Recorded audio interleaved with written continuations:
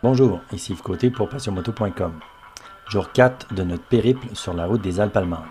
Par cette belle matinée, nous quittons l'hôtel Ramschmiede, non loin de Bad Elbrunn, pour prendre la direction de Prime in Chiemsee.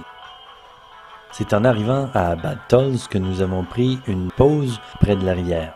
L'eau y était particulièrement limpide et une magnifique piste cyclable semblait être très populaire auprès de la population locale. La Bavière possède un circuit routier plutôt incroyable. Particulièrement bien indiqué, il est facile de s'y retrouver. Bad Tölz offre une vue magnifique sur la Bavière et le Tyrol.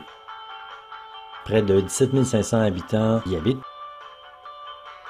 Le paysage verdoyant de cette région contraste avec celui des grandes villes voisines.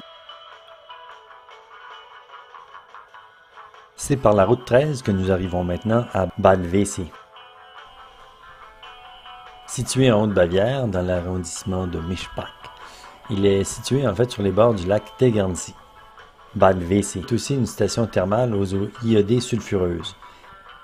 Le cœur historique du village a conservé un aspect ancien, notamment grâce aux chalets typiques de cette région de Bavière. La municipalité possède aussi un casino. Tout au long de la route des Alpes, vous traverserez villes, villages et communes, tout aussi charmantes les unes que les autres. Certaines basées sur des économies de centres de santé et de spa, d'autres beaucoup plus axées sur les sports nautiques, vélo ou randonnée pédestre.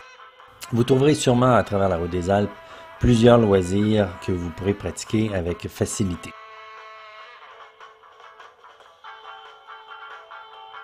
Chose certaine, la route des Alpes vous gardera toujours une surprise en réserve, à un moment où vous y attendez le moins.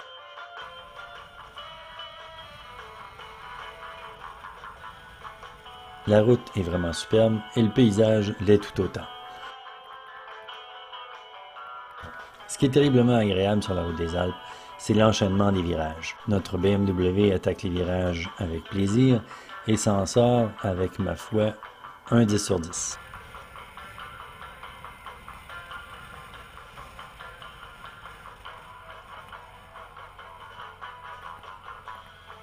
Nous nous sommes rendus dès notre arrivée au bord du lac afin de prendre le bateau-navette qui nous amenait sur l'île afin de visiter le château du roi Ludwig II. Le château est une véritable splendeur ainsi que les jardins qui l'entourent. Malheureusement, le roi n'a jamais pu y demeurer puisqu'il est décédé avant la fin de sa construction. Notre hôtel, situé en haut d'une colline, avait une vue imprenable sur le lac, le village en contrebas, ainsi que les Alpes bavaroises à l'horizon. Nous nous sommes installés à la terrasse lors de notre souper, ainsi qu'au déjeuner du lendemain, et la vue était tout aussi magnifique. Un grand merci à nos hôtes de l'hôtel Gasthof Weingarten.